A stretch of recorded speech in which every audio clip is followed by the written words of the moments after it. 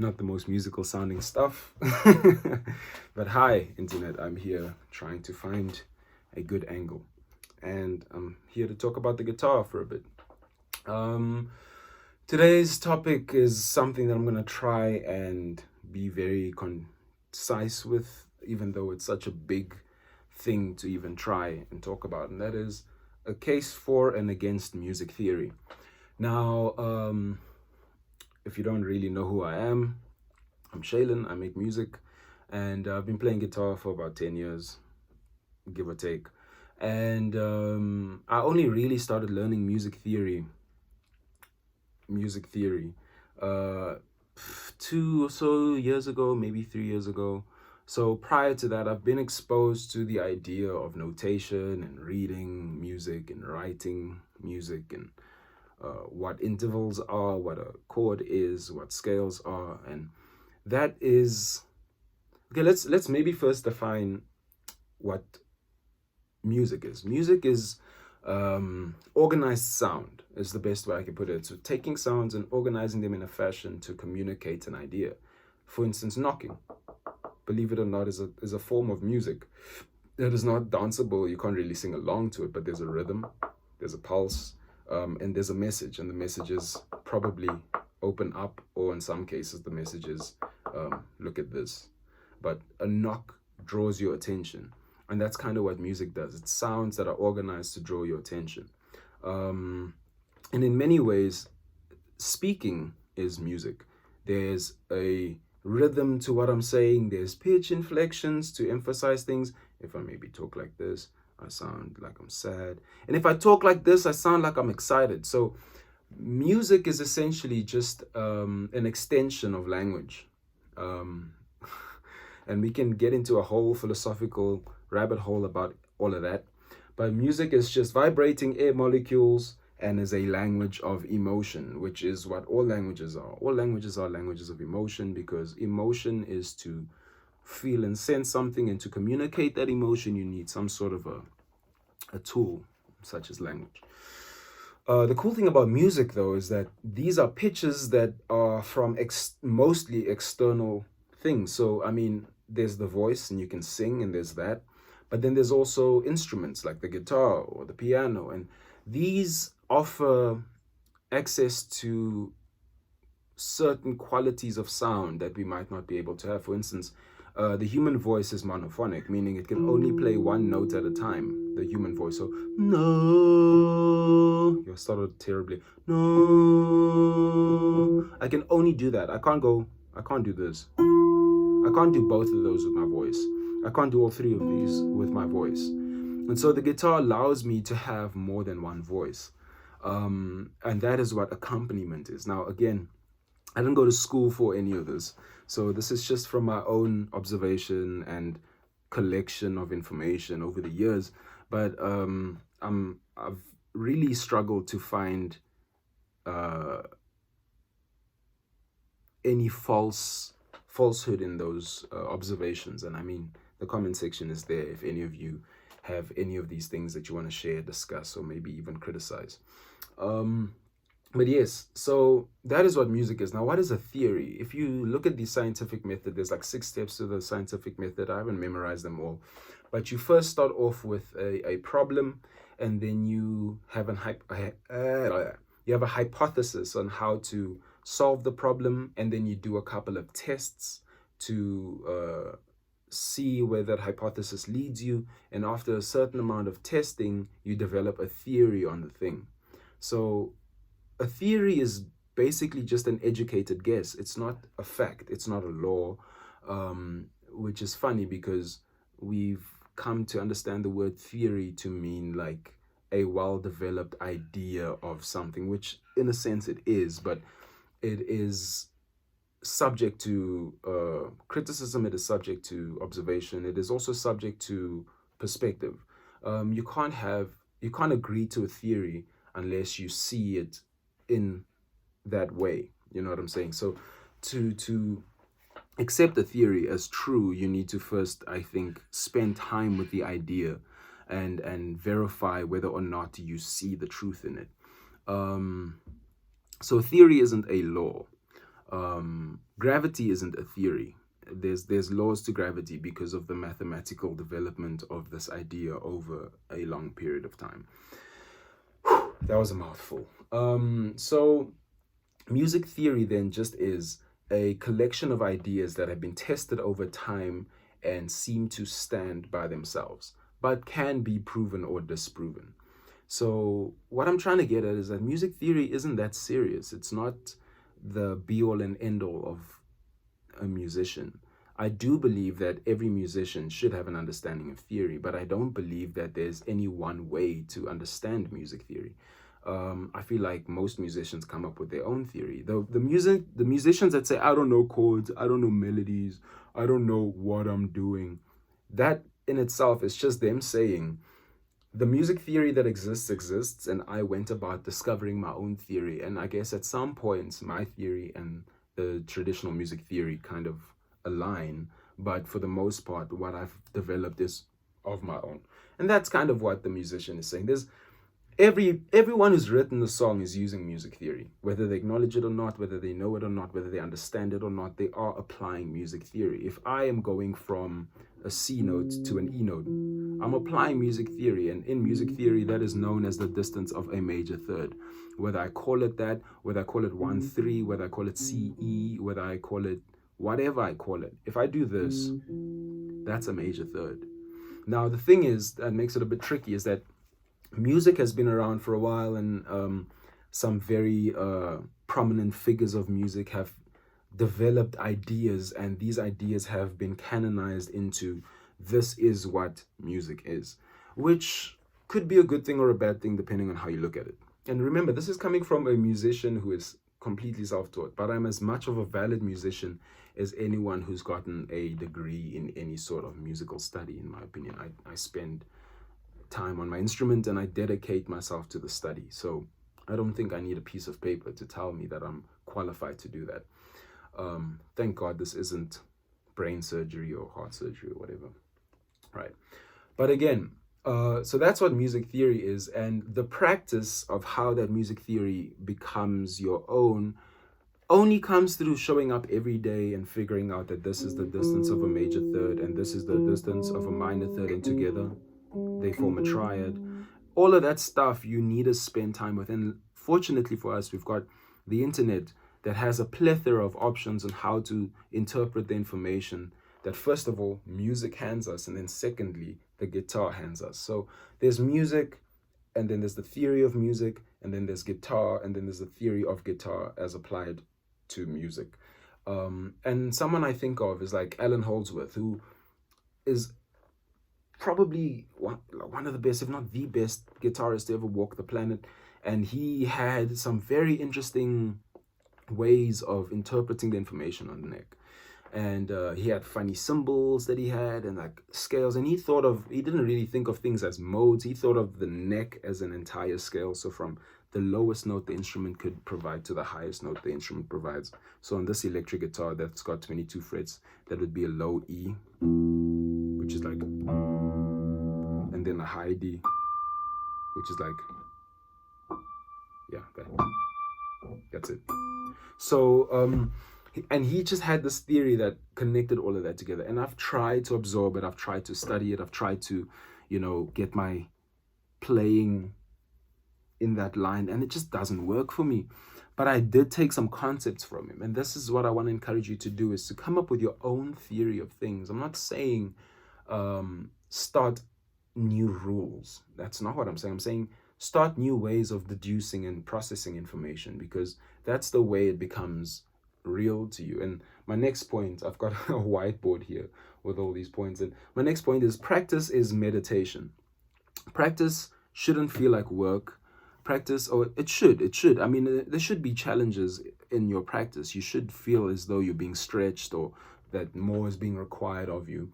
But it shouldn't feel tedious. It shouldn't feel like you pouring like a cup of water into a bathtub. It shouldn't feel like that. It should feel as though you're filling a bathtub. And however long that takes is however long it takes. But the point is to get a full bath of water to immerse yourself into. If you are trying to fill that bath and you focused on what you're filling it with and how to get it full as quick as possible, you miss the point of the exercise of coming every day and committing yourself to one day being able to submerge into the water. A bit of an abstract metaphor, but that's kind of what practice is. You're just kind of like contributing to your later enjoyment. You can't really freely express, and this is all my opinion, right? But I don't think you can freely express without a knowledge of what's available to you to express with. For instance, if all you know is this A minor pentatonic, I'm sure most of us guitarists have gotten a lot out of this. And you've probably put on a backing track and had a good time. But at some point you feel restricted by this little box. And so you might want to branch out a bit more. So you go to like a different...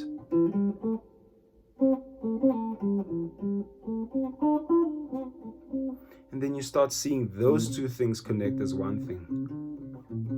And that is the meditative practice. So I would advise that you just get lost in boring stuff. You just get lost in going up and down the scale in ways that feel like music to you. And this is all good and well because you're in the practice room, right? You're not trying to impress anyone. You shouldn't be trying to impress yourself. You should be trying to inspire yourself and surprise yourself, but the longer you do this meditative practice thing, and I advise trying to play with your eyes closed as soon as possible because it really begins to bridge this gap between the outside and the inside of your mind. So as I'm playing with my eyes closed, I have to kind of think about where the notes are in my mind, and my hands are kind of following what's going on in my head. Not always, like there, that was a mistake. But you should just keep going back to it, just have the beginner's mind. Don't try and you see, you made a mistake, but that doesn't matter. You're not trying to tell yourself that you're good. You're trying to enjoy the process of learning.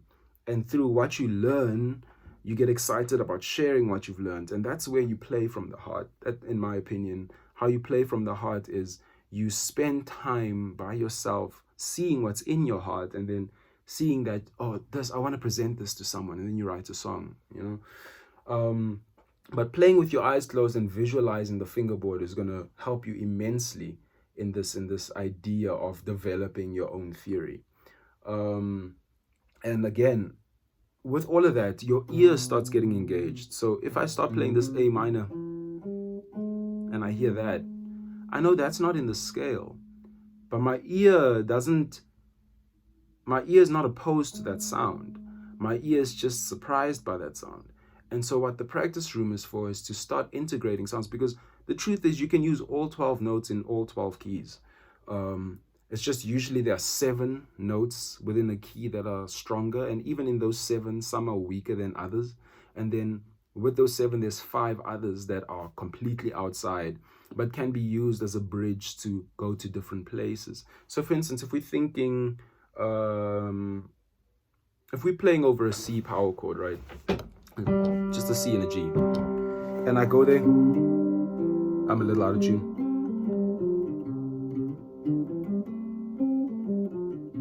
Right? If I play that, it's a very different feeling to if I had that F sharp in there. That F sharp feels very dissonant. But if I were to learn how to utilize that F sharp sound over that C, I'm now in C Lydian. So like every note is valid if you know how to validate it. And I guess the practice room is just finding different methods to present your theory to the world. And if you look at it that way, I feel like it's an interesting challenge, and it's also very exciting to be offered an opportunity to participate in music, and your participation turns into contribution eventually because you've got new things to say. It's kind of like learning how to talk when you're a child. When you were a child and you were like listening to grown-ups speak, you were just watching them and like picking up phrases and terms and words and things that you may not have truly understood, but you were just copying. You were just hearing someone say the thing, and you realize that when they said this, they meant this, and that probably means that they felt this. So when you feel that same feeling, you turn to that vocabulary that you picked up passively as an observer. And no one pressured you into speaking. No one, well, at least me, I don't know about how everyone else grew up, but no one pressured me into speaking a certain way. No one told me no, well, except for like cuss words, like swearing, that's wrong. I was told that's wrong. But if I spoke and I slurred a bit or I stumbled in what I was saying, that caused excitement within those observing me. That caused like, oh my gosh, look at him doing something different, and that's the opportunity that we are afforded in music, is that we are able to go from replicating, internalizing, and copying the common thing until we find a new way of doing the same thing. And that's the thing. That's all I believe you have to offer the world, is your perspective. The only new thing on the planet, the only thing that is completely new is you. You're the only you that will ever be. And that is powerful. That is extremely profound once you understand the implications thereof, because that means you've got free reign to create whatever world you feel like creating or seeing. And granted, that has led some people to do some very hurtful things throughout the period of time in history as we know it. But it's also caused people to be inspired and to give us great inventions like the piano or the light bulb. And no one is truly themselves. Everyone is a composite of everything they've been exposed to. As a human being, when your eyes are open, you're constantly recording, you're constantly taking in information, consciously, subconsciously, hyperconsciously, however you want to think of it. And at some point, it comes out. I don't know how many times you've maybe played just a scale. Let's do the C major scale.